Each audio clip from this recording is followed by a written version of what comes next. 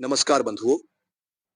Madhya Pradesh Gwalior high court में बाबा साहेब की मूर्ति लगाने का विरोध करने वाले वकीलों के एक पक्ष का कहना है कि यदि मूर्ति लगी तो सामाजिक सौहार्द बिगड़ सकता है।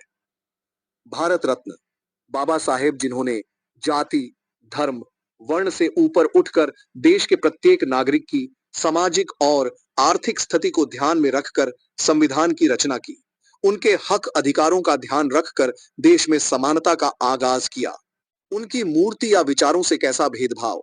हाँ, लेकिन जातिगत भेदभाव, शोषण से इतनी समस्या उत्पन्न हो रही है तो भेदभाव उत्पन्न करने वाले मनु की प्रतिमा का हटना बहुत आवश्यक है, जो राजस्थान हाईकोर्ट में सौंदर्यीकरण के नाम पर 28 जून 1989 को स्थापित की गई थी। क्योंकि मनु का विधान महिलाओं, शूद्र एवं अतिशूद्रों के साथ शोषण, अत्याचार का समर्थन करती है, इसलिए मनु की मूर्ति को तत्काल हटाने की अधिक जरूरत है। दरअसल कुछ दिनों से देश भर में एक मुद्दा अधिक जोर पकड़े हुए है और ये मामला है मध्य प्रदेश के ग्वालियर का, जहां हाईकोर्ट परिसर में संविधान निर्माता, भारत रत्न बाबा साहेब डॉक्टर भीमराव अंबेडकर जी की मूर्ति लगने पर दो पक्षों में विरोध बढ़ता जा रहा है। जहां वकीलों का एक समूह बाबा साहेब की मूर्ति लगाने पर अना है, वहीं बार एसोसिएशन के कुछ सवर्ण वकील मूर्ति लगने का विरोध कर रहे हैं, जिस कारण अब तक परिसर में मूर्ति स्थापित नहीं हो पाई है।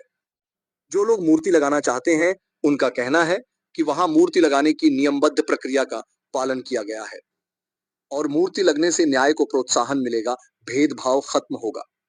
वहीं दूसरी ओर वकीलों का एक समूह उस पर आपत्ति जता रहा है। मूर्ति, तस्वीर, किताबें आदि ये सभी एक विशेष विचारधारा को दर्शाने का काम करती हैं, उसका प्रतिनिधित्व करती है।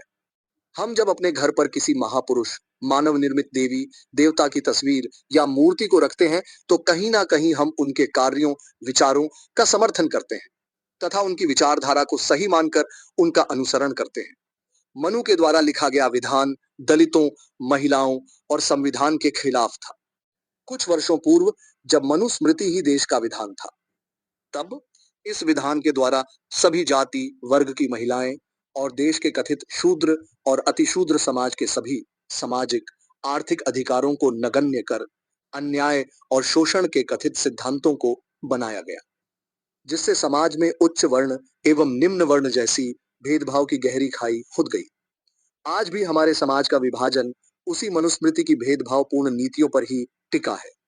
वैसे तो मनु जैसे शोषण के पुतले को हटाने की मांग उसके स्थापित होने के बाद से ही शुरू हो गई थी।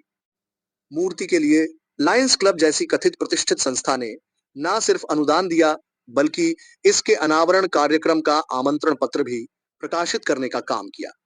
जब तक मूर्ति स्थापित नहीं हो गई, तब तक आम जनता को इसका पता भी नहीं था। समय समय पर मनु की प्रतिमा हटाने की मांग की गई। सन 1989, 1996, 2000, 2015, 2017 इन वर्षों में राजस्थान हाईकोर्ट में स्थापित अन्याय मूर्ति को हटाने की मांग हुई एवं वर्तमान में भी इसका विरोध किया जाता है।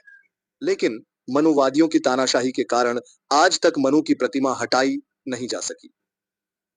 वर्तमान में एवं पहले के समय में ज्यादा कोई अंतर नहीं है दलितों और महिलाओं की दशा और परिस्थितियों में।